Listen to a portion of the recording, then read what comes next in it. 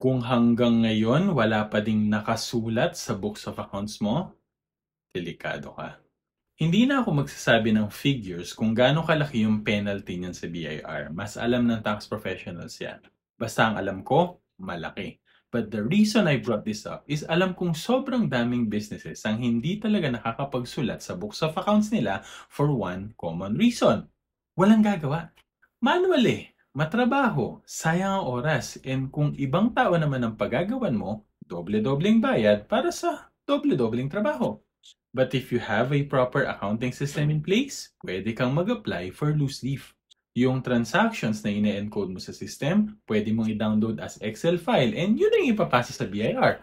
All while you are also able to generate financial reports na makakatulong to grow your business. Two birds in one stone, di ba? This is the power of accounting automation. If you're interested to know more, send us a message. Laging tandaan, basta accounting, i-automate na yan.